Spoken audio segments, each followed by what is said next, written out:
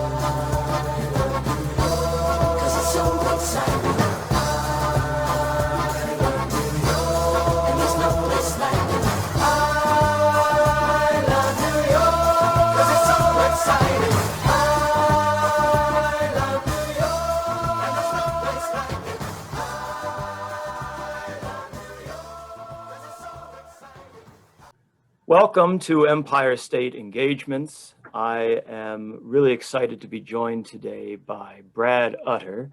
Brad Utter is a senior historian and curator at the New York State Museum. He curated the State Museum's recent exhibition, Enterprising Waters, which is about the Erie Canal and was on display from September of 2017 until the fall of 2020. And he is the author, along with Ashley Hopkins Benton and Karen E. Quinn, of the book of the same title, which is available now from our friends at SUNY Press, Excelsior Editions. So welcome, Brad, to Empire State Engagements. Thank you. It's my pleasure to be here. Well, it's great to have you here. As any of my students over the years from Maryland or Loyola or Goucher or anywhere else knows that it doesn't matter what the class, in any given semester, I have to talk about the Erie Canal at least 83 times. And so this is a topic that I love to hear more about and enjoy discussing. And so I'm really excited that you're here. And I'd like, if it's okay, first to talk about the process of putting this exhibit together for you as a curator, as a museum historian. I guess this is rudimentary, but how do you start a project like this? We'll see later what it came to look like. I was able to enjoy it and see this beautiful, sophisticated presentation, but how do you get started on something like this? Once we got the go-ahead, my job is to start researching and writing and finding artifacts. And so we started with, in the background, I'm reading as much as I can, from stuff from contemporary to when they were, talking about building a canal, to some of the most recent books published on the canal. So in the background, I'm doing as much reading as possible. And the goal is to try and tease out what are the main storylines that need to be touched on, that have to be, I can't ignore certain things. And I did bring background in canals to the process, so that was helpful. And So then we also sent out, as a state museum, we want to represent the entire state, and we want to be able to work with other agencies and partner with other individuals and organizations throughout the state. So we sent out a letter to canal museums or museums along the canal, organizations involved in the canal. And the letter was introducing the project and saying, do you have any special stories? Do you have any special artifacts? Is there anything you'd be willing to loan? And they had done that here with the Civil War exhibit and World War I and suffrage exhibit. And each project had different levels of success with the letter. Our letter didn't produce a great response, but what did work is we scheduled kind of a tour of the canal, going out so I went on each trip, but then the exhibit planner joined me, and then at other times educators and fellow curator did on a couple. But we went from New York City, the New York Historical Society, all the way out to Buffalo and north to Lake Champlain Maritime Museum. We went to different museums and organizations and met with their staff and wanted to hear about the stories that they tell. What are the local stories? Also, do they have any artifacts that they'd be willing to loan for the exhibit? And that was much more successful than a letter, because and also a lot of them are telling the canal story. So they get the letter and say, okay, and they put it aside, whereas some of the other exhibits, those local places weren't telling that story. And so it was an opportunity for them to tell the story. So once we went out to the various sites, and, some of the people I had already known, some of the people I was meeting for the first time, that proved tremendously successful in finding artifacts that would eventually come on loan, but also hearing those different stories that were important to the locality help us develop the exhibit script as well. So amidst my travel and reading, I've got to start, I had to start developing a script, or an outline at least. And so that was, a long process. And this from the summer of 2014 until phase one of the exhibit, September 2017, there's a lot going on. So, but the text is constantly being written and adjusted, and but we did start with an outline, and after having gone with the outline and then started filling in all the different stories, the key and the main difference for a museum from the museum side is that as opposed to in academia is that I have to have artifacts to back to tell the stories. So whatever story I want to tell in the exhibit, there has to be a graphic or an artifact, because space is limited, and you can't tell every story, and that's hard. There are entire books on the first 10 years. There's a more recent book that tells right up just to the wedding of the waters. So you could pick anything. But my goal, one of my main goals from the beginning, was that I wanted to tell the story from the beginning to today, because I think what's going on today is very exciting. And also the barge canal, which is the modern version that you see out there today, doesn't get a lot of respect, and a lot of, in history, it's not talked about as much. So all the books that I mentioned that I started reading, they talk about the heyday. Some of the most respected books on the topics end in the 1860s. But the canal story continues, and it continues to today. So one of my main goals was to make sure we told the whole story. And it was we certainly had conversations about, hey, why don't we just cut it off here because of space concerns? And I said, well, I'd rather cut a few stories so that I can tell so I can go all the way up to today. And that was one of the initial goals. Um, so in writing, one of the challenges, well, one of the, depending on how you look at it, um, we also knew we wanted to do a catalog. And so advice given to me was write as if you're writing for the catalog. And then it's easier to cut. And so with an exhibit, the exhibit labels, the labels have to be short and they're for a general audience, families. You still want to have some nuggets in there for the experts, but really it's for general audience. And so once I present this huge, uh, you know, exhibit script that was, way too big, with the idea that it would be the catalog in the end.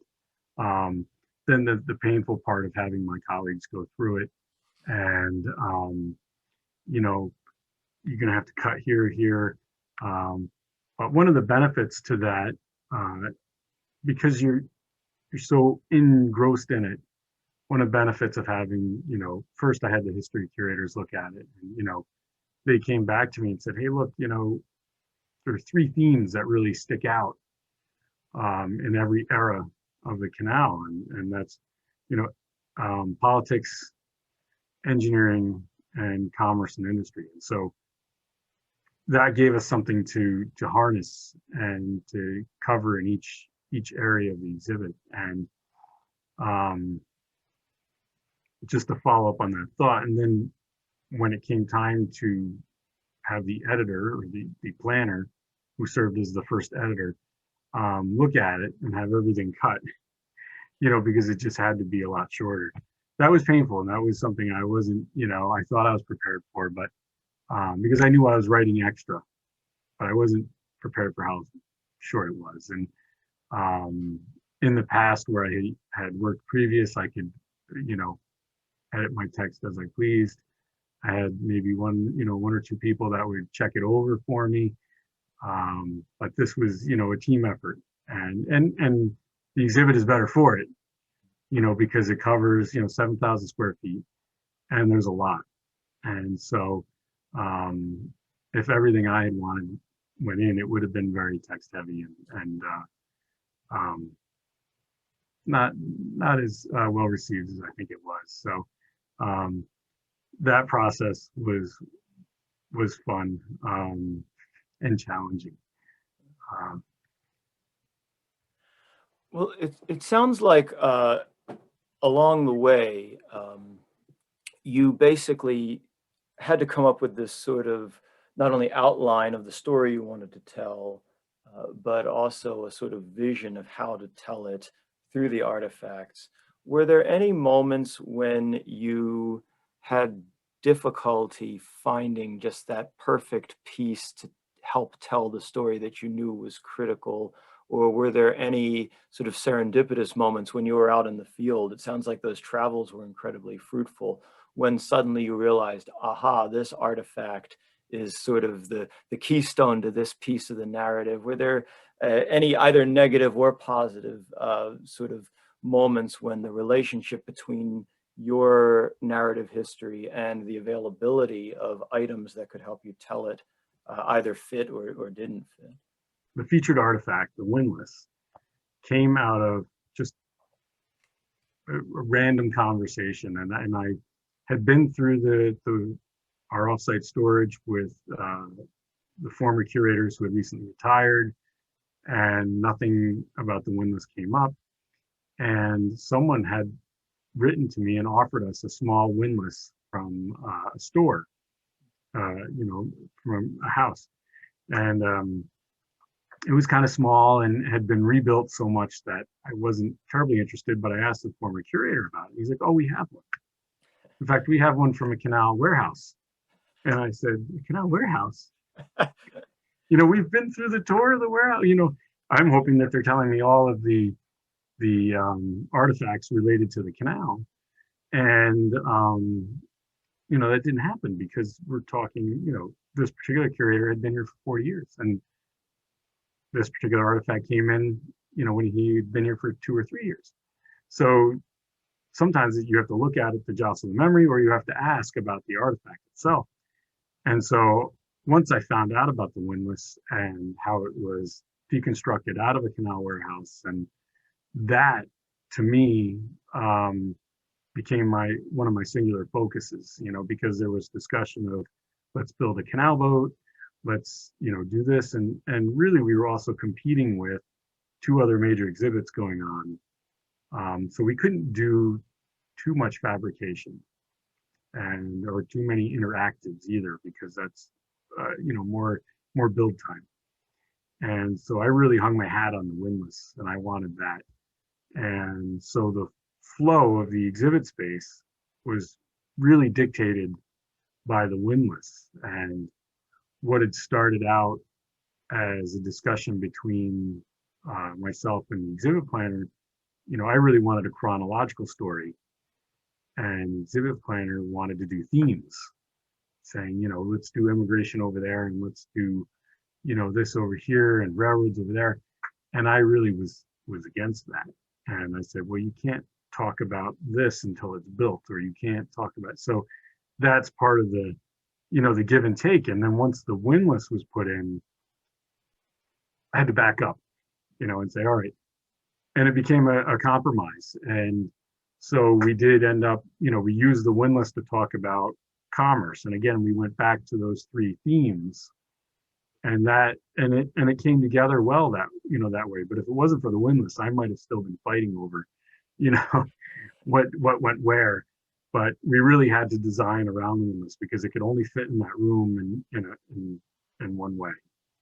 And I think Craig Ravina, our exhibit designer, did an excellent job of placing it and then working around it. And then our production staff had to design the structure that it sits on to mirror the attic, the roofing structure of the building it was taken out of. So, that's a story I could go on for a long time. But as far as artifacts that dictated where we went and how we went about it, that one really stands out in my mind. Absolutely. And I think, as someone who's just sort of wandering around there, beholding all of this, it's, I guess you don't appreciate as an outsider sort of how the physical considerations help to dictate sort of the flow of the exhibit and the way the story is told. That's really fascinating to me. And there are philosophies of reading left to right, so the exhibit should flow left to right. But we were really limited to, the structure of that room. And there's a big opening, and you have to see the exit sign from the opening. That's part of the rules. And, if we went left to right, you'd go into the small room first, and the artifacts we had for the beginning of the exhibit wouldn't fit in that room. So, you have the compromise, but also, in the end, visitors are allowed to follow their own path, but there is a loose chronological order to it. From my memory, it went counterclockwise, right? But it felt very organic. Like I never even, until just now, it never crossed my mind that it was sort of a counterclockwise flow.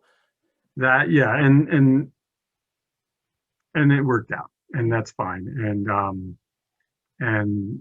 some of those rules are made to be broken, and whatever works for the space is really and years of experience by the rest of the team.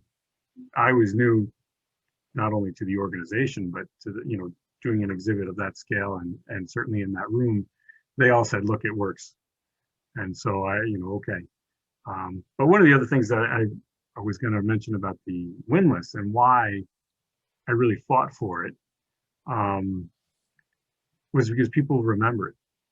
And even if you weren't particularly interested in the canal, you would remember that artifact, that simple machine that can be used on so many levels, from teaching simple machines to the commerce of the canal and how things flowed.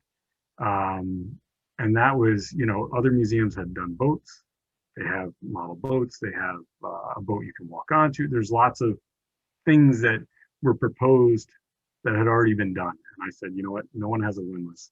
And this may be the only one from an Erie Canal warehouse in existence. Maybe. I haven't found another one, and I put it out there. And if there is another one, I think that's wonderful. I'd love to see it. And but I think it's pretty special. And even, like I said, for those who are not into it, can't help but appreciate the size and scope of it.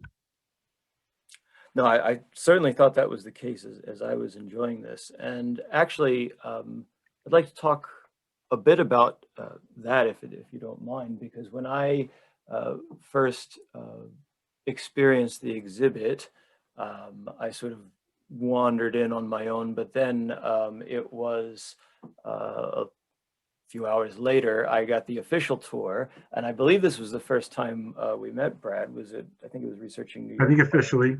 Yeah, and it was so. There are times when I'm trying to envision this because I would suppose that you put all this work in, you create how it will hopefully flow and tell a story, and you have these negotiated texts, and so it's there and it stands on its own for the guests of the museum. But then you also have opportunities to lead people through. First off, I learned that the whole space was too big to do one tour. And when I had to do that, it was easily an hour if I was going to do it right. So we started doing themes, and that was much better and a lot more fun because I could dive deeper in. And the reality is, most people are not going to read all the labels. Most people are not even going to read an entire label, but for those that do, it's there. And for those who want, so everyone gets a little different value from it. Some people just like to look at the pictures. Some people like to just see the artifacts. Some people want to read every single word. So the tour gives me the opportunity to, with a trapped audience, to talk about things that either I couldn't explain fully in the text because they were so short, or to talk about, but to talk about things that we didn't have an artifact for. One of the great examples that I love, we talk about the politics of the canal and how, this was really groundbreaking, and that they were arguing at the time whether it was even constitutional for a state to do such a thing. Really just, it's big government versus little government. And, the little government, anti-federalists, wanted to, let business do it. But a business had tried. And although it didn't fail, their investors didn't really make much money. So it depends on who you ask if it failed. I think there are a lot of great things that came out of the Western Inland Lock Navigation Company and things that set a precedent for the Erie Canal. But from a purely investment point of view, it was not a big success. So those debates are happening, and I can't, in a couple of labels, I can't do that. But one of the artifacts while giving a tour that helps me tell that is this bust of DeWitt Clinton, and he's got the Roman garb on. And so I point to that and I said, if you read speeches from the time, they're really touting that America's Republican form of government is what made this possible. They're saying how great our government is because it's a young country, and they're really proving, they're, teasing out what's possible under the Constitution, under the state constitutions. And again, it was debated, but they're showing, hey, this is possible. Look at this story. This is an American dream story. That's what they're saying, even at that time. So I asked people, why do you think he's in this Roman garb? And it is because of the form of government and, honoring that, and the precedents that building the canal set from, public works, things that we take for granted today. To build and operate the canal something like that was unheard of for a government to do in the United States. There were kings and there were, private individuals in other places that did it. But this really was, they were doing all right, we beat England again. We showed we could do that. Now look at what we can do. Our engineers were not trained engineers. Their fathers were not trained engineers. There's no glass ceiling. And that's what their language was. And you don't get that in fourth grade, local history. Yeah, it's hard for the kids to comprehend, but it really, the precedence of the canal and how it was, how it came together was really, that's really an incredible story. And that's something I can tell probably a little better in a few minutes in a tour that I could never write out in text, and point to the artifacts that help tease out that story. And that's something I really enjoy about the tours. And then also the interaction. I want the text in the panels to make people think and maybe ask questions, but I'm not there to answer. I'm not there to discuss it with them. But when we do a tour, that comes out, and I really enjoy that interactive aspect as well. That's great. Since you're talking about the politics of it anyway, I wonder if you mind talking a bit more about how central DeWitt Clinton and other political actors really are to this. I mean, he's memorialized in that bust. He is mocked when they refer to it as Clinton's ditch. Van Buren and his cronies try to use it at times against DeWitt Clinton. There are others who think he's going to be able to leverage it to the presidency. He doesn't live long enough to play that out, but how central is he or other political figures to the making of this canal over time? So I like to think of it as kind of a perfect storm of individuals and situations that, help it come together. And I don't think that any one person can take the true, there's the idea of a canal from the Hudson River to Lake Erie is very tough, and it's debated, who's going to claim that. And, Elkanah Watson wrote a book trying to say he was the first. But in reality, he wanted a canal to Lake Ontario. And so there's like all this debate over who was first and who was, and DeWitt Clinton,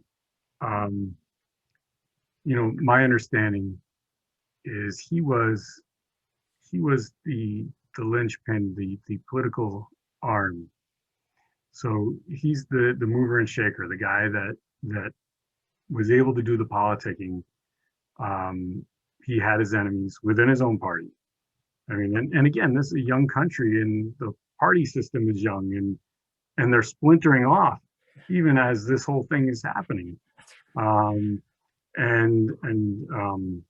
Van Buren didn't like DeWitt Clinton, but he eventually came around and supported the canal because he could see that this was going to be a good thing for New York and the country. So I think that DeWitt Clinton kind of went all in and really pushed to make it happen and use whatever his political savvy was to make it happen, or to help make it happen, is why he was, the head of it. He's the figurehead. But there are lots of people behind him and around him that are pushing and really making it happen as well. Right down to the surveyors who said, this can work, we can do this. And so he's not the originator. And if you call him the father, maybe that's because he helped make the idea come to fruition. And maybe he had the most public role. But he was also, he had enough enemies that his face came to the front. He kind of accepted that role, I guess. But I think, he certainly deserves a lot of credit for making it happen, and I see him as the political face of it, but not necessarily the one who came up with it, or the one who made it happen by himself. That certainly wouldn't be true.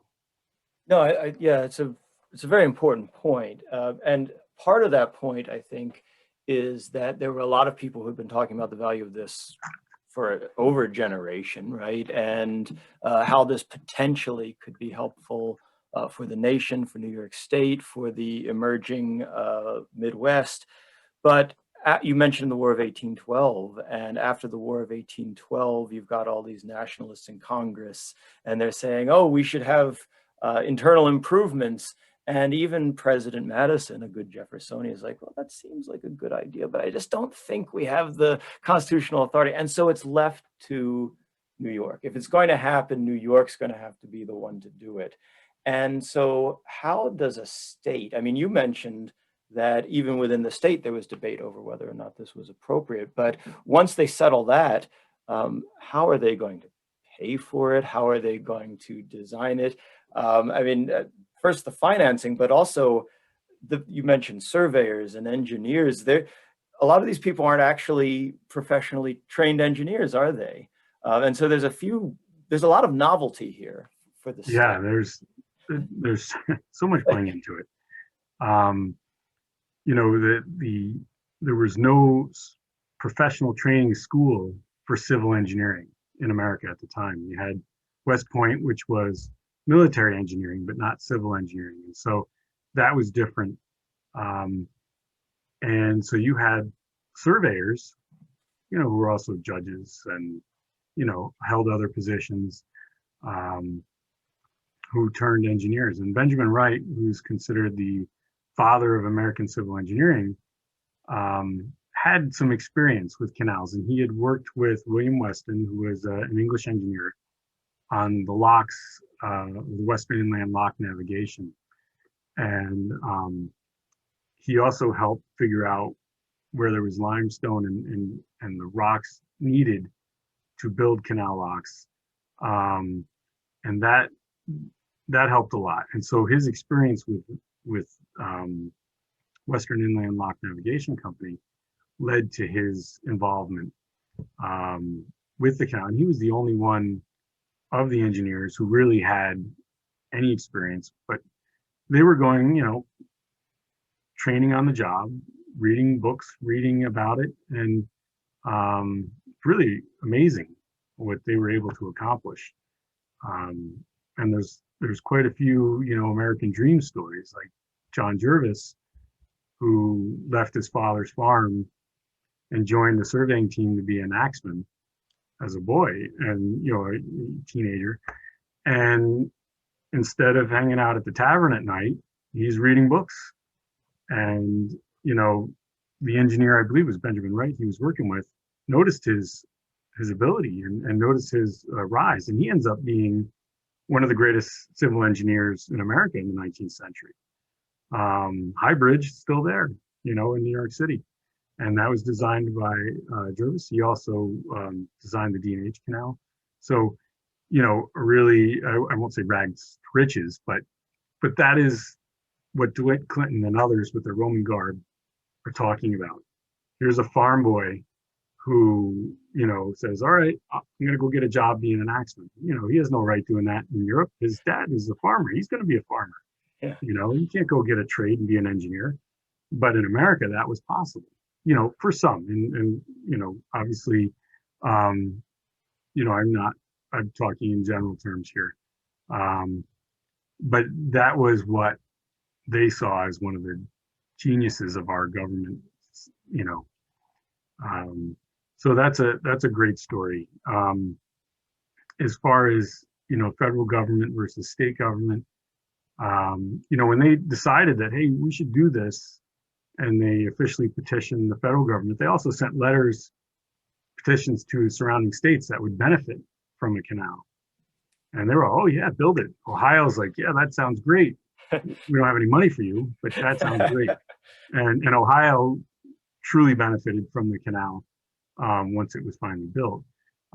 But the federal government, they had set aside, they had the Gallatin plan earlier, and Jefferson waffled on, whether it was constitutional or not, and then Madison later, and a lot of his contemporaries, certainly the New Yorkers, felt that it was a political thing, and also they didn't want New York to get a canal over Virginia, and because they were, they were learned men, they knew what a canal would do, and what it would mean economically for New York State.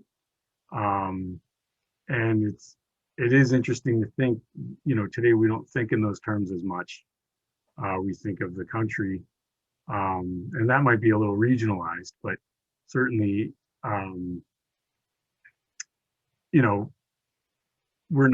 we're thinking, oh, this plan might, of course, we're not talking about plans on that scale anymore, so maybe I shouldn't make the comparison, but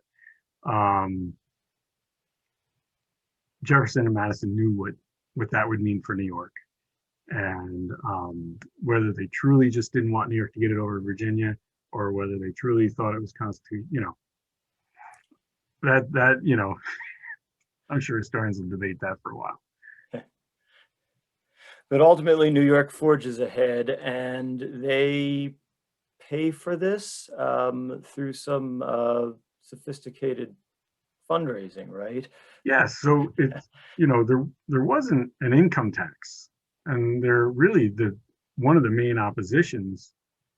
Each region had their opinions on the canal in the state. I mean, New York State was very big. It is very big, and was even more so then without the travel that we have now.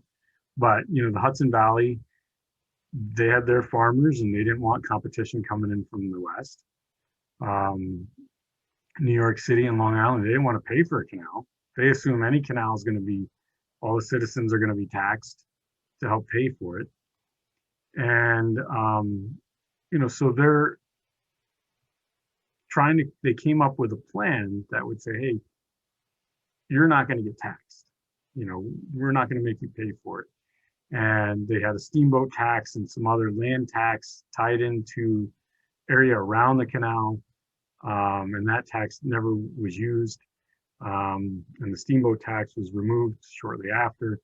But the main bulk was they were able to put out what essentially are bonds for investors. They call them stock, but you're buying a stock and you're investing in this product, the canal.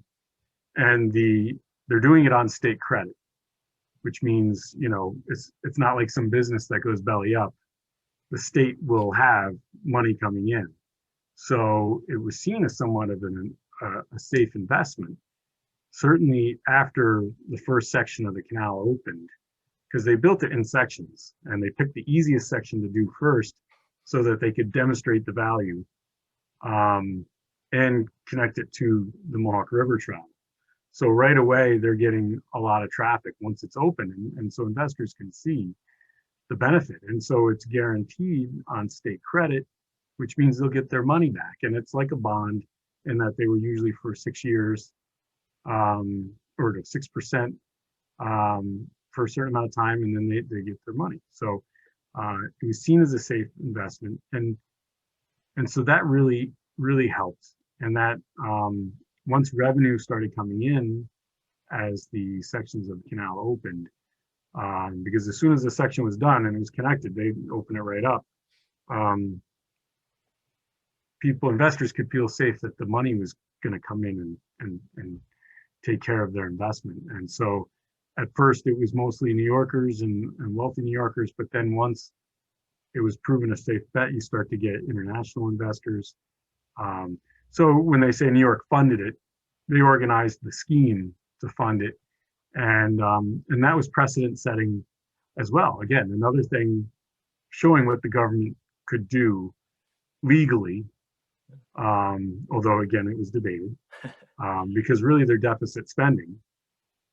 And when the enlargement came, that was another whole debate again, big government and little government deficit spending. But that was really an ingenious way to get it funded, and others other states saw that and said, oh, we could do that too. So it was, they went without the federal government, and then they also didn't have to worry about the federal government controlling it once it was built and Oh, taking the revenue. Yeah. In the long run, that actually was very beneficial to the state. It was, and if you look at the federal road, the federal highway, that was not as successful of a scheme, and ended up, proving many challenges for the federal government. But the reality is, if you have a wagon and you have a canal boat, the wagon may be a little faster, but it can't carry nearly the amount of freight that a canal boat can. And if you have a loaded wagon with a lot of freight, it's not going to be faster than the canal boat. So, your stagecoach will be a little faster, but your large scale commerce is not going to move faster than the canal at that time, 1820s. So, I think that the state was very lucky to have it under their wings. Yeah, absolutely. And one more point about the politics while it's on my mind. You talk in the catalog about the actual vote to approve all of this, and it was a nail biter, wasn't it? Yeah. So it passes. New York had this kind of, again, new government. They're feeling things out. They had what was called the Council of Revision. And so even after everything passes the legislature, the Council of Revision, their job was to check and make sure it was legal. And so inevitably it turns political. It's not just a legal thing. And it came down to one person's vote. It was Chancellor Kent. And the story goes that the former governor, Tompkins, who was vice president at the time, broke into the meeting and started saying, look, this is crazy. We need to prepare for war with Britain again. We really need to build up our militia. We really need to be prepared for war. And so Kent says, who is apparently really mulling over his decision and had taken his time, says, well, if it's between a war with Britain or a canal, I'm going to choose the canal. And so Tompkins, who really didn't want the canal to happen, reversed it and really pushed Kent into supporting the canal. And that story is told and was supposedly related by a person in the room. So you take it at that value. But there were a few moments where politics, even like I mentioned, Martin Van Buren, who came around and realized the benefit of the canal before it was finally approved. Many people in his party did not want DeWitt Clinton to have the success and have the canal. And part of that was their own fault, because when they saw it as not going to be a success, they start deriding it as Clinton's ditch. And then it looks like it's going to be a success. And so they're battling with that. And, you may pick other topics like tariffs or other things, and they might all be on the same page. But when it came to the canal, there were differences. And also when it came to DeWitt Clinton and personalities, there were differences. And in many ways, the canal kind of went above regional politics or political affiliation, because, Central New York, West New York, they wanted a canal. Didn't matter what party they were in. They knew that would be good for them. In New York City, the businessmen could see that this would be a good thing, but old school politicians who may not have liked DeWitt Clinton from when he was mayor or governor, so all these different things play into it. But Tompkins definitely did not like Clinton and did not want to see the canal. And by busting into this meeting, he actually solidified his existence. So maybe it's Tompkins' ditch, actually. Yeah. Well, Tompkins, yeah. They do end up constructing it, of course. And we've talked a bit about who's designing it, who's engineering it, who's actually building this thing. So what does it work like? The the laborers. So one of the things, and again, another precedent, this is the first use of subcontract. Hmm. So instead of the state hiring a workforce to go out and build a canal, they put out contracts for bidding. And this is the first use in America of this large scale method. And they did it in small sections so that local farmers could, bid on these projects.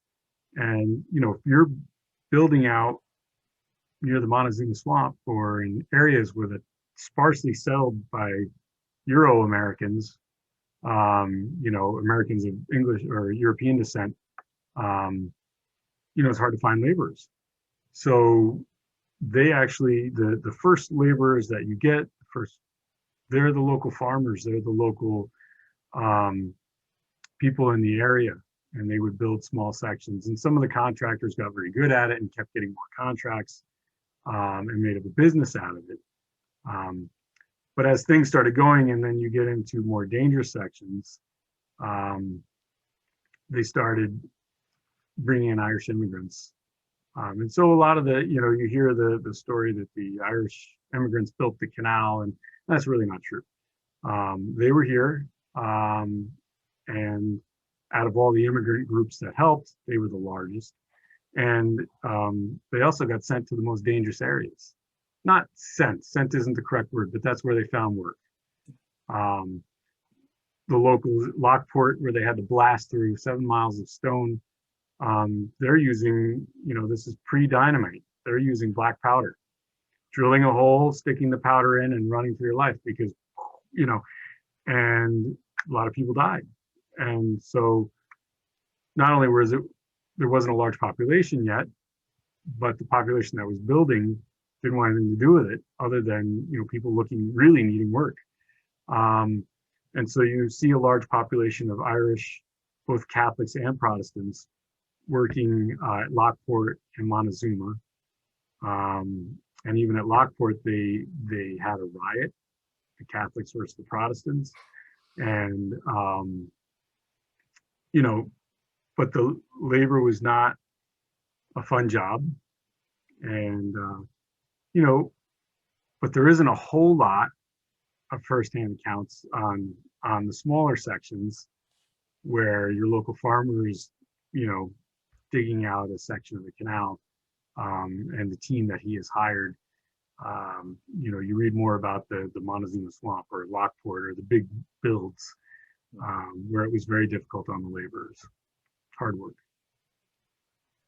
And while we're talking about Lockport, that brings to mind, what a marvel for the time and even for now, this construction really is.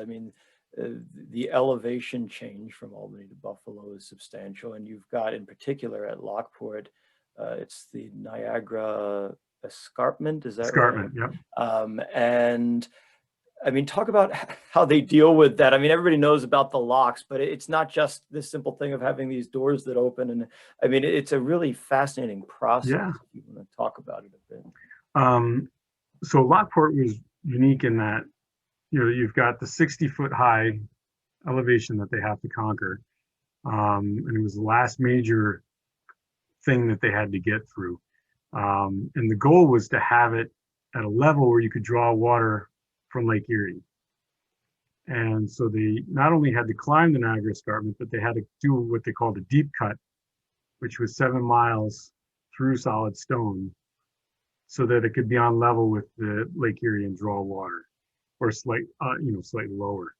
And it wasn't that. So Lockport has 5 pairs of locks or 10 locks that climb in a staircase fashion, and it wasn't the first time in history that had been done. There were examples in Europe.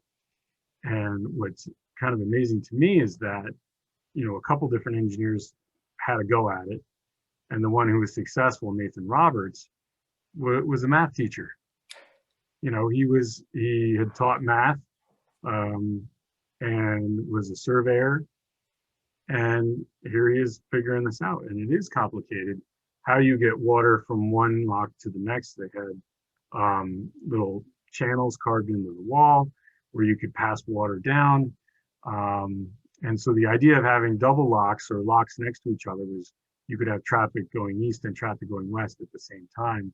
And all that had to be, you had to have water.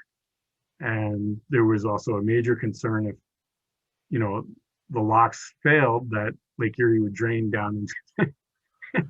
So, they had real concerns. And I think it's, not without precedent, but it was amazing that a, person who was not professionally trained in that, was able to design it. And the laborers who built it, it's quite amazing. Absolutely. And there was, as they're preparing to open it, even as they're preparing to break ground, I guess in 1817, but then again with the wetting of the waters in 1825, there's often an element of spectacle to various sort of landmark moments for the canal. Tell us, if you can, sort of transport us to those moments at Rome or with the wetting of the waters, what it would have been like to be there and witness, and did they know how big a deal this was in the moment? Well, in Rome, what's interesting is it was not a big deal. Hmm. It was the 4th of July. They had a celebration. People come around. DeWitt Clinton was not there. A lot of people like to place him there.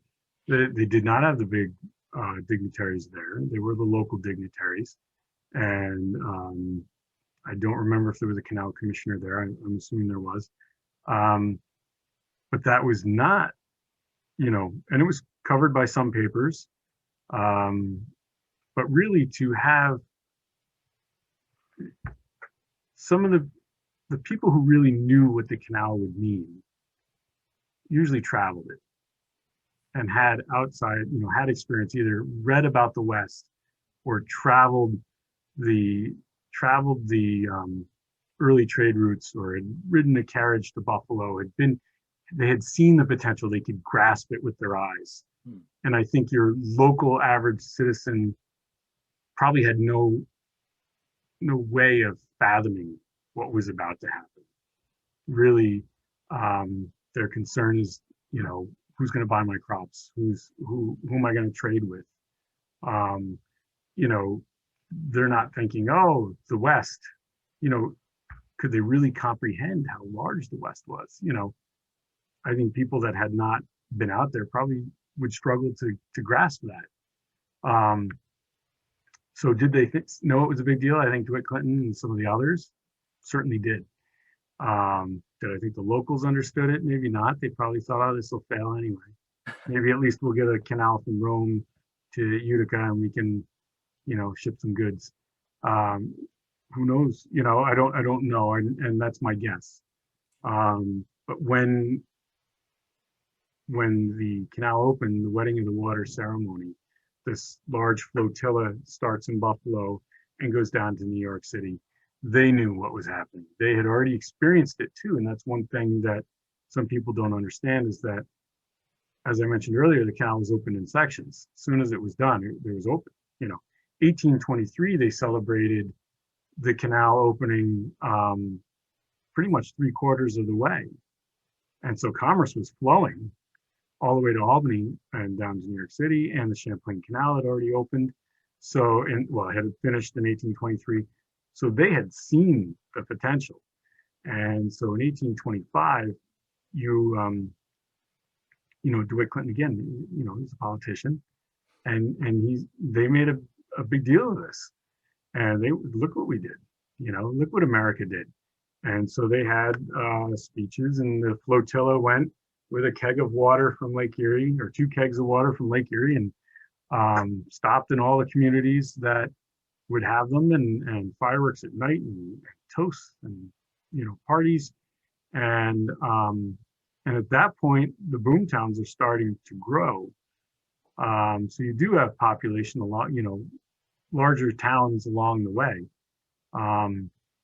And when they get to New York City, there's a huge grand celebration. There's a huge celebration in Albany too. But there were a couple communities that weren't so excited, and one was Rome. Rome and Schenectady. And Rome and Schenectady had been the two main points on the river trade. And the Western Inland Lock Navigation Company, their trade that they enabled, Rome and Schenectady were really important parts of that.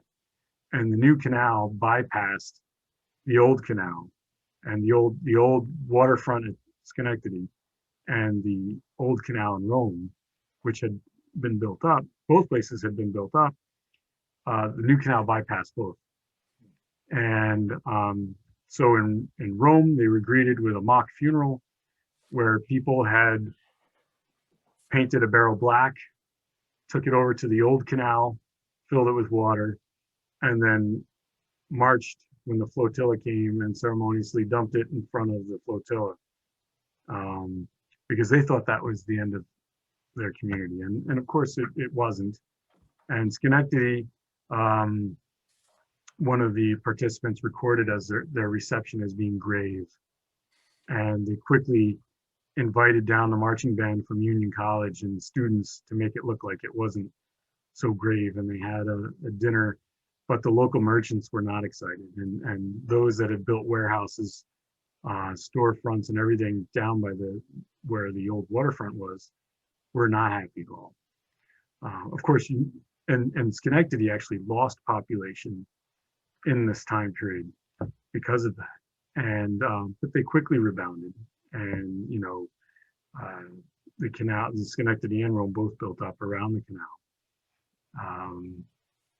And so that was the two great, the two not so happy communities. But when they got to New York, they had a huge party, and Dwight Clinton puts himself right in the center and dumps the keg of Erie water into the Atlantic, and so he's playing that part. So again, he is the face of it, and many other people help make that moment happen, and help make the canal happen.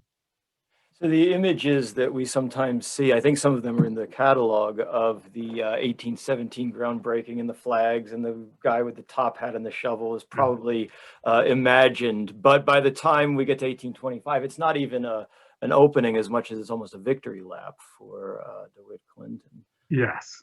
I would characterize it as a victory lap, sure. I love it, a victory tour, I guess. But so there are winners and losers, although, as you point out, this is not in fact the fall of Rome.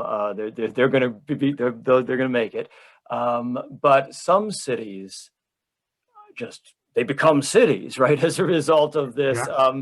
So what are some of the places, first in New York, and then you mentioned Ohio, but I think what are some of the places that are so dramatically affected by this and just boom as a result?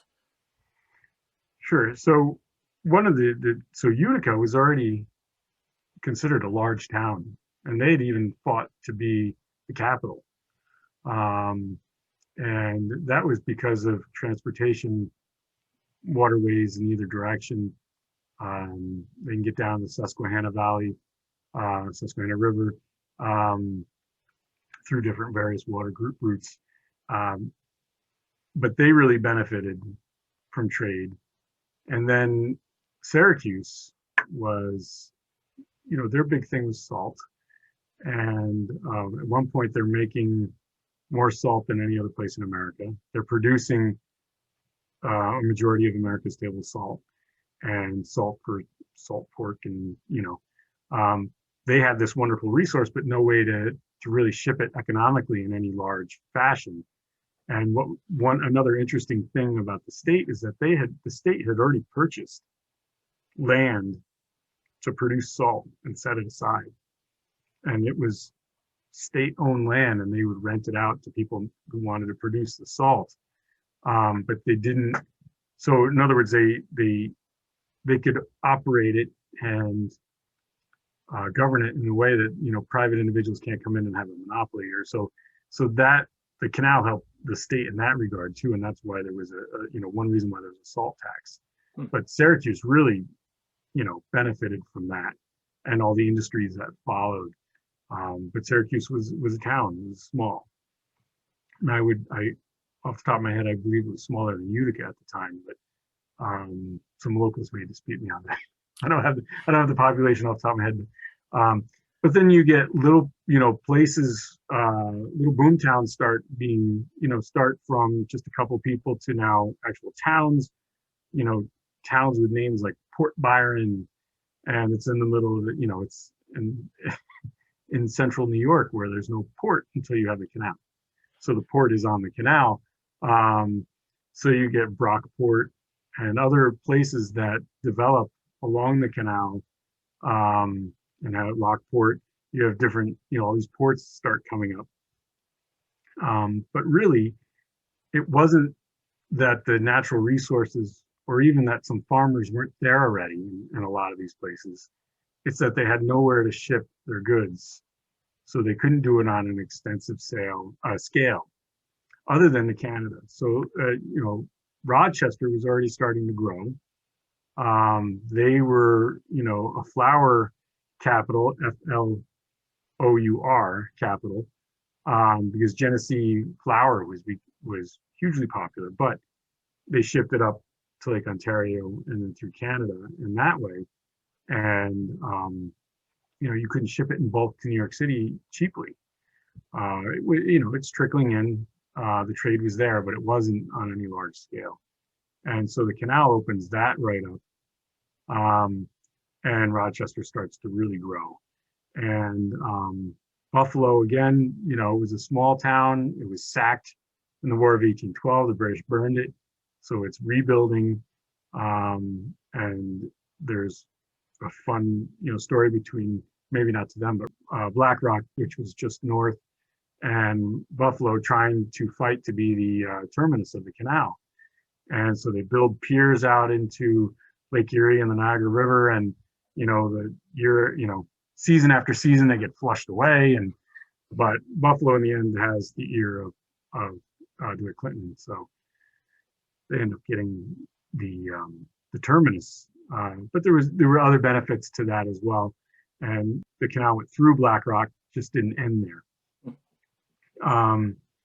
So Buffalo clearly is going to grow, and one of the things that happens is right away the flour is a huge industry, and immigrants are flowing out to the Great Lakes regions, and there isn't a lot coming back yet other than lumber. But as soon as they start growing crops, then you get flour, and grains coming from the Great Lakes region into New York and through New York through the canal. And so New York farmers have to adapt, and the stuff coming in is not only cheaper, but it's better. And so you get this changeover to perishables, fruits and dairy, cheese. The New York farmers adapt, and that was the same concern that the farmers in the Hudson Valley had. The Hudson Valley, they were the breadbasket of the revolution in their eyes, and they grew the grain. And then all of a sudden, grain's coming in from Western New York. But then even that gets bypassed so everyone had to adapt and change, and you start to get the large scale orchards and dairy farms and hops. And so they adapted, and New York's agriculture changed. But you get the towns and the cities start to grow for sure, as immigrants come in and start buying up land, first in New York and then out in the Great Lakes region. That's a fascinating point that you bring up. I think we often talk about how this had such a revolutionary influence on the demography of the upper Midwest, and changing the farm economy and making that region into the new breadbasket, and also in some ways changing the politics and culture of the Midwestern states and making them sort of more northern in their connections around the Great Lakes. And yet, I think what often gets overlooked when we talk about the Erie Canal in the national story is what you just pointed out, this transition by New York agriculture, right? These farmers don't just go away. Instead, they adapt, and I think it's a really important and underreported story. That's fascinating to me.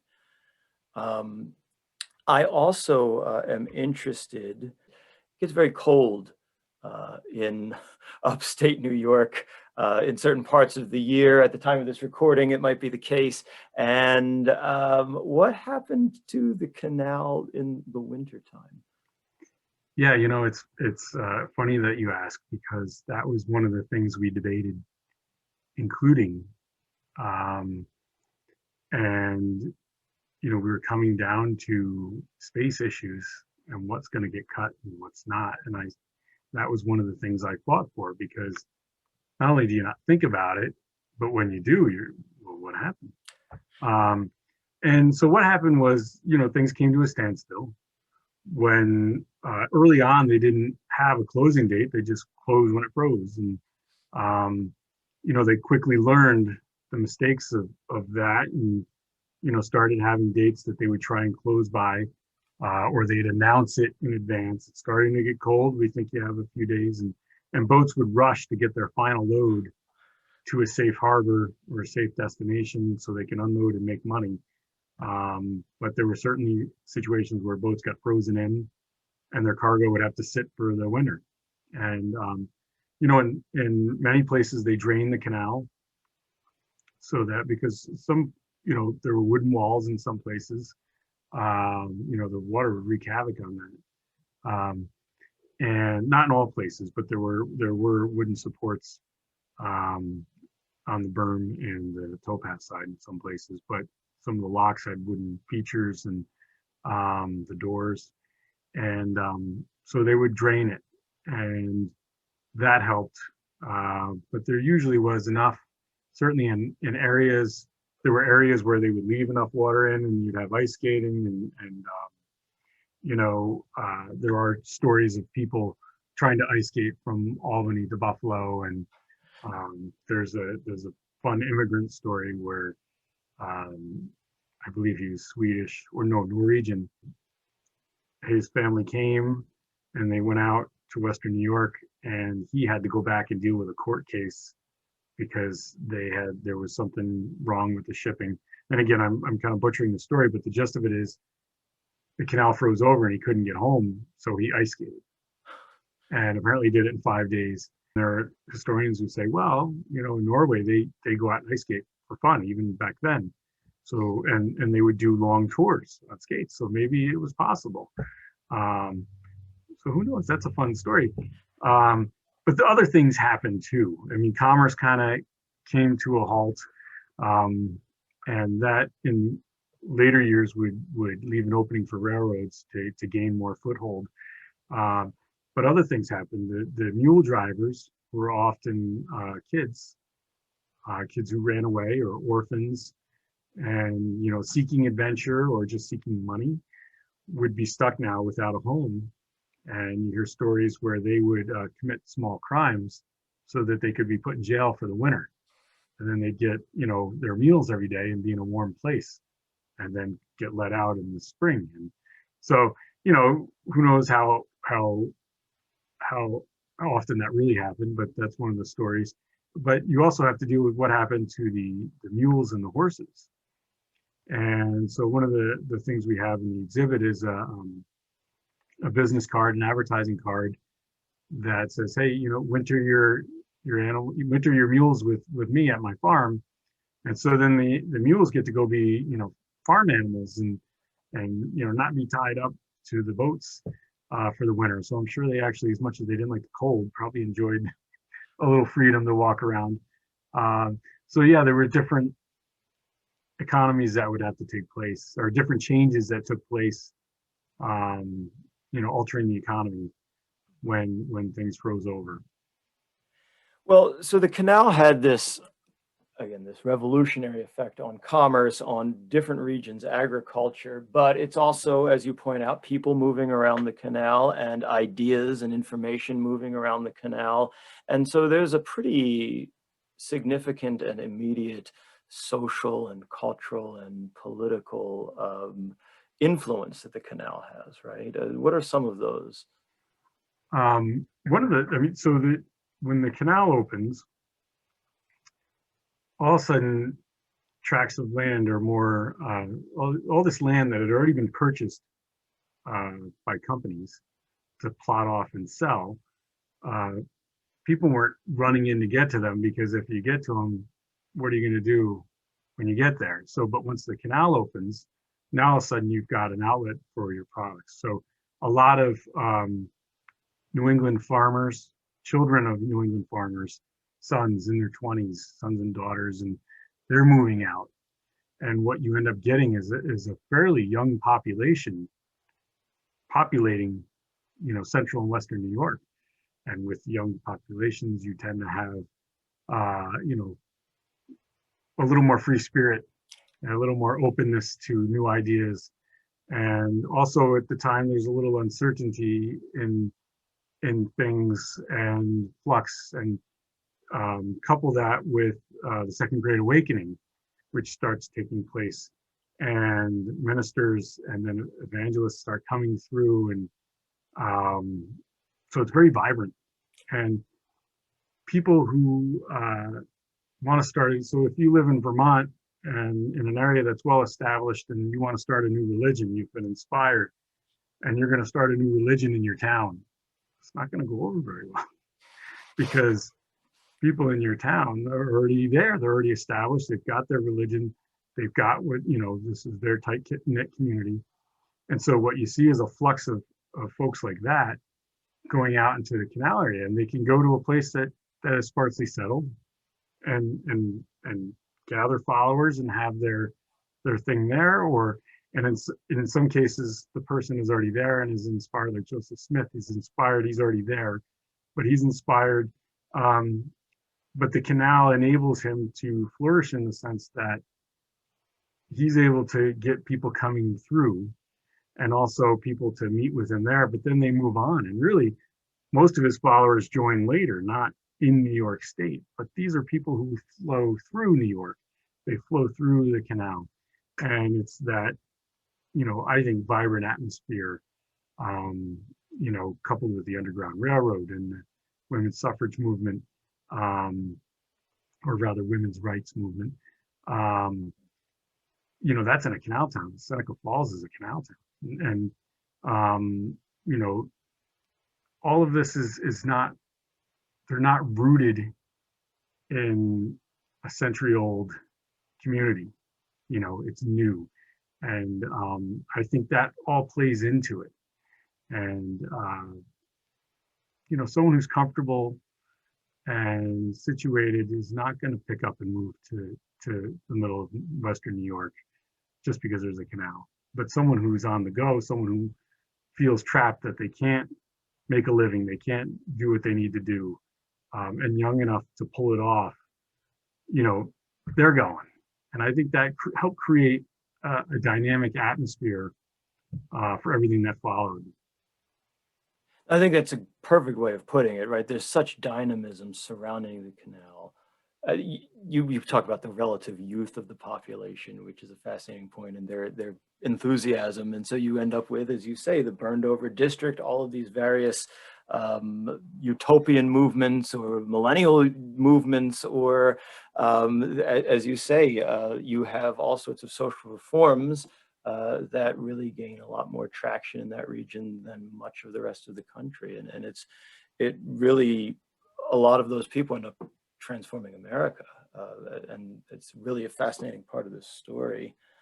Now, a lot of other states saw what New York had pulled off, and I guess they say, oh, well, it turns out those Virginians were right all along to fear the success of New York. And you have a lot of pretenders. You have Pennsylvania has their canal, and you have everybody has a canal at one point, but many of them flop rather swiftly. Part of that is not too long after this, you start to get railroads. And yet the Erie Canal adapts. And you said an important part of what you wanted to convey in this exhibit is a sort of long-term story of this canal. So how do they keep it relevant and profitable? And how do they convince people to expand, to make, the first one was taking a chance, but it worked, but should we really do that again? So talk about the evolution over the decades of the canal. Yeah, I think one of the key points in this is that New York had the best geography for it, and Pennsylvania, they had to go over the mountains. New York went in, like the Cumberland Gap, you still had to go over the mountains, and there were different places where you could get through the Appalachian Mountain chain, but New York had a relatively low passage, and that was key. So when Pennsylvania tries to build a canal out to Pittsburgh, they've got to go over some serious mountains, and those kind of things slowed those projects down. The smaller canals, like the Morris Canal, was fairly successful, and there were, because it wasn't trying to get to the Great Lakes. It wasn't trying that big thing. And the D&H Canal was private, was a business, but they were there to get coal and bring it to New York City, and even, up to Lake Champlain and to Canada. And, that was a great, it was a single purpose. Trying to get to the Appalachian Mountains or trying to get to the Great Lakes is that's another situation. And so New York, that's where they were kind of situated to have the best success, and not only took a chance to do it. And so right away, as soon as it's open, it's clogged. And they've got, in most places, or all but the Lockport Flight, you've got only one lock for east and west. So you get big long lines at the locks, and it was, became slow, it slowed it down. So there were calls to enlarge it right away. And they started the first enlargement in 1836, and it was hotly debated. Seward staked his name on it, and let's go big, and their proposal was that if we spend, and we're deficit spending, they're selling these bonds, or stocks, that there's plenty of commerce that's still going to come in. And even with the railroad at that point, the railroad was taking passengers, and the railroad was taking, winter travel, but it never really was, the canal really wasn't about passengers at first. It was about freight. And at least that's where the tolls were going to come in for the state.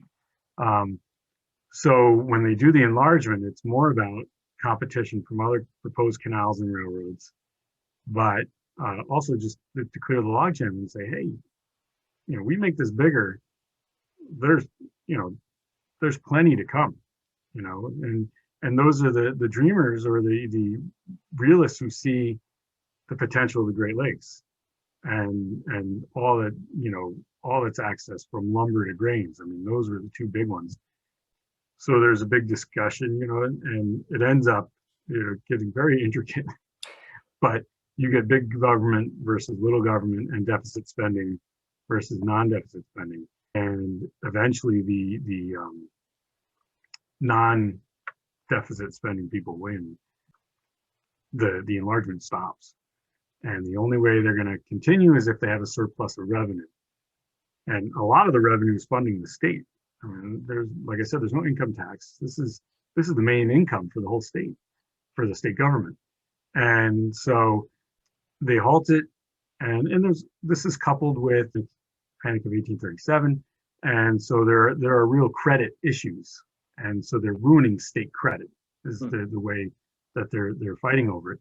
I don't know how much you want me to get into this, but they end up making it. They end up putting it in the Constitution, the state constitution, that you can't use deficit spending to fund a public works, and that ends up getting reversed when the Whigs get back in power, and they're missing out. And all this time that they're slowly doing an enlargement, the railroad is getting bigger, and the railroad is not controlled by the government. The railroad is, that's big business, and they're getting bigger. They're getting bigger, and the technology is getting better. And Bessemer steel comes into large scale use. And so you can have larger trains, larger locomotives that could pull more weight. And so then you really start to get competition for freight. Whereas before the railroad is there, it supplements the canal, it brings stuff to it, and but really once they start getting the larger locomotives and the Bessemer steel, and the debate over enlargement that slows things down, the railroad starts getting a real foothold, and it's kind of like you're doing business, and if it's comfortable and convenient for you to do business with the railroad, even though the canal got bigger or maybe faster, you're going to stick with what you know. And so, or vice versa. And so you get that battle. And that was kind of what, Washington started with when he said, bond of union and the ties that bind, because people on the other side of the Appalachian Mountains to the west of the Appalachian didn't have a financial commercial tie to those on the east. And once they started doing business through the canal, that would be the bond of union. And so you start to have that give and take, the pull between the railroad and the canal. And so the enlargement takes a long time, but is finally declared complete. And they have double locks, so one going for each direction, and a larger prism, deeper water, larger boats. But the railroad is still gaining. And they do debate, hey, look, there's still plenty of commerce to be had coming out of the Midwest. And during the Civil War, commerce picked up on the canal because of the blockade on the Mississippi, and really, showed what was possible again. And but with the railroad becomes big, and you start to get the robber barons and people with political influence, and also, the writing is on the wall for some people. You see this wonderful train is going to be just so much better than faster than a canal, and everyone wants faster, just like we want our Amazon Prime in 2 days. There's a wonderful diary that the girl was, I think Carol Sheriff has it in her book, where she is excited because she ordered something and it came in 7 days because the canal had made that possible. And to us, 7 days, we don't want to wait 7 days, but it's that that progress of getting things faster and getting news faster and sharing things faster. And so the railroad you could start to see that, and they start buying up warehouses in Buffalo and along the canal, and then they can control the prices. And then other railroads are opening outside of New York and the other canals. And so in the 1880s, the state says, well, let's remove the toll. That'll help. But really the challenge was speed. And so the next effort was to make the locks longer. They had, in one direction, you'd have a double lock. So you could have two boats tied together, could come in without unlashing and lock through. Because at that point, after the enlargement, you could, they had two boats, they could work it so you had two boats tied together going through. And once they had that, they said, oh, that'll be faster now because we have double locks. And there were various efforts to deepen the canal and make it bigger. And the federal government got involved and did a survey for a ship canal from Albany to Oswego. That was always seen as the easier route, Albany to Oswego. But the War of 1812 helped solidify the route to Erie because we didn't want to send our trade up to Canada. So in the late 1800s, the federal government surveys a ship canal. The New York State, surveys a ship canal. They do multiple studies to figure out what should we do. And there were calls to drain it and put a railroad down the center, or turn it over to a private business. And that actually, turning it over to a private business started early on because, again, it was debated whether the state should even, it's one thing to build it, it's another thing to run it. Is that really a state business? Or should the state be in business? And so those were debates constant.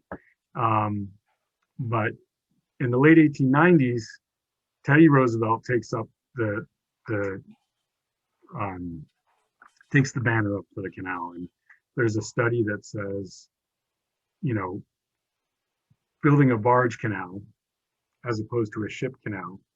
A ship canal can handle, ocean-going vessels.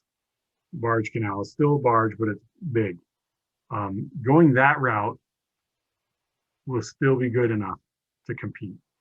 And again, the railroads were successfully controlling prices because they own most of the warehouse. So even though there was no toll on the canal, if you wanted to ship your grain, you still had to unload it in Buffalo and put it onto a grain elevator, and the railroads were controlling the prices.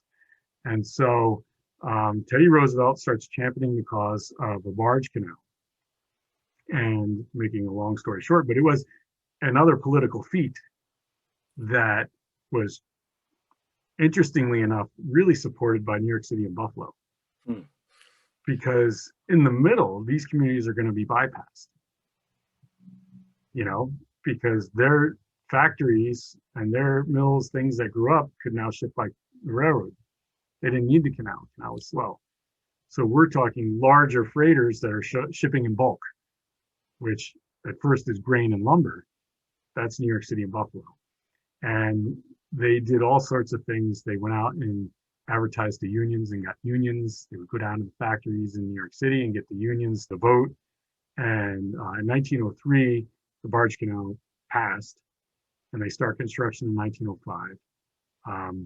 And unfortunately, it opens during World War I, and that kind of really hurt progress. And again, another weird kind of stickler here is that the government takes over operation of the shipping, the American Railroad Administration, so they can organize and get supplies to the coast for the war. But in doing that, they're all railroaders, and they don't like canals.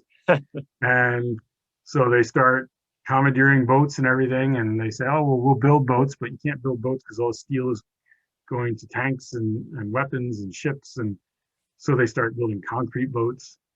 And as crazy as that sounds, they were fine in other areas, but not on the canal, because they crumble when you you bump into a lock and you can lose a section of your boat. But that kind of stalled the progress of the canal. And in that time period where it was in limbo, producers start looking to railroads. And, again, you make that relationship. So that kind of hurt. But once the barge canal does open, and officially after the war, it is successful. It's not nearly as successful as its proponents would. They were saying it's going to be another revolution like the first canal. And but it was successful. And it peaked in the 1950s, oil, grains, lumber. And after that, there was a slow decline. And a couple of the things were, the highways and trucking, and the railroads obviously are getting bigger and stronger and faster and more organized. And the St. Lawrence Seaway opens in 1959. And so you lose so someone shipping from the Midwest can just ship on an ocean-going vessel right from there, as opposed to going to Buffalo and unloading and loading. So the canal starts to get bypassed, except for oil, home heating oil, and grains to a point, but home heating oil really finds like kind of a niche on the canal, because you could certainly ship more in bulk than you could on the railroad cars and everything, if you think about the efficiency of it. So oils and other things, cement, there certainly were other products, but that was one of the big ones. And then when natural gas line and then oil pipeline come in, that's when it really, because they were delivering oil to local communities for home heating. And once the pipelines come in, then that really was the big death nail, if you will. And it was the end of that era, because a transition is coming, or it comes after.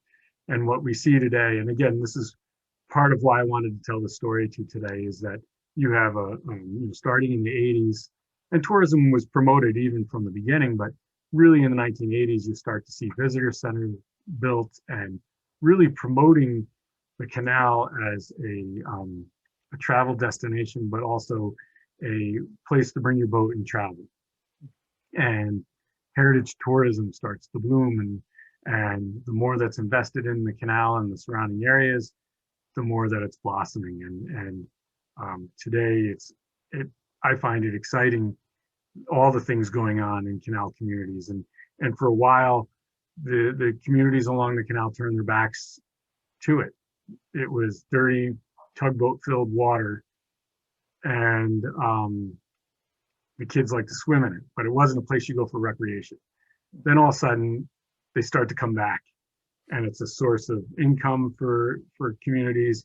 It's a quality of life thing, and it's really exciting to see everything that's going on along the canals today. So it's fascinating to think of this, what had been this revolutionary infrastructure development that transformed so many facets of life in New York, life in America, and now it has become a network of tourist destinations. If you, as a historian of the canal, were to recommend to a viewer who's, once all this COVID is over, they want to travel one or two places along the canal to really get a sense for the history, is there a couple places that you find particularly exciting that you'd recommend? Well, I'm a little biased to the local area. I think Waterford is if you're going and you're going to go to a few places, Waterford is a great place to start because you can see the old original Champlain Canal with water in it, and you can walk along the towpath, and then you can see the Waterford Flight, which is a series of 5 locks that takes the canal from the Hudson River up to the Mohawk River, bypasses the Cohoes Falls, and you get to see almost everything, almost every canal structure right there in Waterford.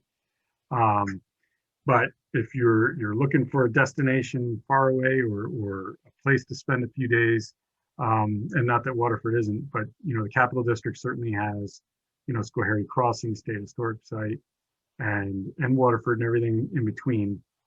But Lockport is really, that's the exciting spot right now, because they're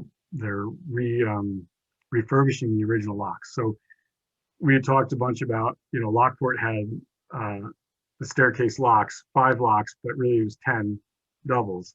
When they built the barge canal, they left the one side there and built 2 locks, 2 modern locks next to it. So right there you can see 2 locks covering the same distance of what 5 locks used to.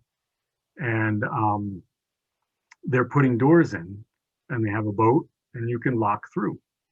And I think that's quite amazing. And it's a long process, and they're hoping to get to the point where you could travel all the way up the flight in a boat. And it's spurred a lot of heritage tourism development in the area. And there's neat places to visit right there. And then Buffalo has really stepped up, and they have a new building right there in what used to be next to what used to be the terminus of the original canal, and they're building a replica of the Seneca Chief, which was the boat that DeWitt Clinton did his tour on. They're building a replica, and it's an open building with exhibits inside, and when they're closed, I believe that there's windows that you can see. And there's a lot going on in that very area. If you go in the wintertime, you can ice skate. And there's, again, another, an investment in heritage has sparked a lot for heritage tourism and businesses. And it's called Canal Side, that section. And it's really neat to see that rebirth of that area that was kind of taken over by industry, and now it's coming back. And that's a neat spot too. But there are lots of really, from the Finger Lakes, because the Finger Lakes are connected to the canal. Geneva is a neat spot.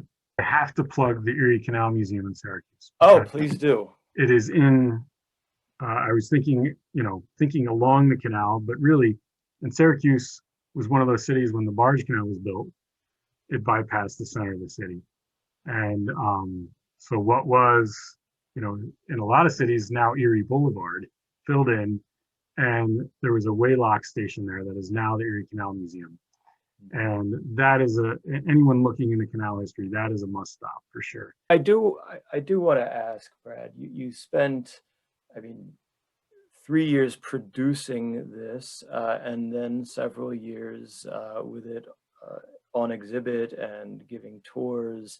And then I guess in the fall of 2020, all good things come to an end. And as somebody who pours so much, professionally in research and traveling around the state and expertise, I'm just curious, what it's like when it's all over. Are you sort of like good riddance, or are you sort of wistful, or are you on to the next project, or what is that like for those of us who don't experience your profession? I think for prior exhibits that I've worked on, I, not good riddance, but great, we were successful, on to the next thing. For this project, it was different in that so the catalog came out in March, right when COVID hits, or at least when quarantines hit. So we had ideas and plans for some big events to, cap the project and for the exhibit, and that stuff didn't get to come together. In fact, we started taking it down in August because, we knew it wasn't going to be open, or at least because of COVID rules. If we did open, we wouldn't be able to open that gallery because you couldn't control the flow, and for other little reasons. But for me, so it was anticlimactic. And so that was the big bummer. And also, I hate to see the windlass come down. I love the windlass, and I love to find a different use for it. But it is a temporary exhibit space, and you know that going in. So it's exciting to say, oh wow, we actually pulled it off, and now it's over. And I think I would have felt very strongly in that manner if we were able to see it through. So the feelings were mixed, in that we didn't get to do the whole thing, but I am just thrilled to have been able to do it. That's it is the first major canal exhibit they've ever done here, and so that was important. And as we go forward, we're planning a gallery renewal, so a lot of the first floor is going to change, and I'm happy to say that the canal will be in there. Good. And because right now the canal is not represented other than in the discovery place for children. So in telling New York's story, the canal will have its rightful place, and so that's exciting, and that's an ongoing project, long term, and so yeah, a little Well, bittersweet. I think we're all the better for you having told that story. And one of the wonderful things that I've enjoyed over the years, as someone who's a frequent visitor of the State Museum, whenever I'm in Albany, whenever I have the chance, is the fact that, I mean, even there are certain exhibits that I fall in love with, and I'm not even part of the process. I'm just a fan. But one of the nice things is many of those turn into these catalogs. And so, one of the things I was going to ask at the end, but you actually sort of, in your description of the process, you sort of corrected my understanding of how this works. I was going to ask how you transform the exhibit into a catalog, but it sounds like the catalog was sort of almost not before the exhibit, but it's the vision of the catalog actually preceded the physical exhibit. Is that right? Yes and no. Yes. So it's percolating throughout the whole process, and the catalog's always in the back of my mind. When something gets cut. I mean, the nice thing about the catalog, and again, to see the exhibit go, but the catalog lives on, and that's also a great feeling. And but things that were cut, stories that we didn't get to tell, You know, there were stories that I knew wouldn't get in because we didn't have an artifact that, so I didn't even explore it further. I'm like, I know there's a great story here, but I can't spend the time and I can't research it further. I can't write it up. So the catalog did provide some avenues for things that were cut. But again, um, I wanted it to be close to the exhibit, but include the text that was cut and explore stories further that we couldn't include in the exhibit. And so that was, you know, it wasn't, you know, it still took another 2 years once the canal opened, or once the exhibit, once the final section of the exhibit opened. We still had another long process, but it was, a lot of it was there. And so the structure was there and we tweaked it a little. And one of the things that we haven't talked about was, and I'll back up, when we were planning the original exhibit and looking for artifacts, one of the things that we found was, and you know, we could have predicted this but didn't, a lot of the art that we wanted to borrow, we couldn't borrow because you can't put it out on exhibit for more than, you know, 6 weeks or 6 months in some case, whatever it is limited time. So out of that process grew a separate exhibit called Art of the Erie Canal, in which we were able to, and that's where Ashley and Karen come in, because they were the curators of the art exhibit.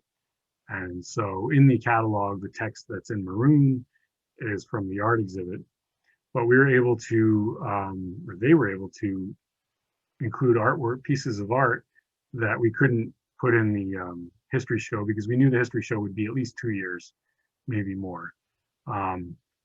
So that's how the art exhibit blossomed, and it was really interesting and a different look because, and if you look through the catalog, you see the labels are different. They're more art focused, and it provides a different take.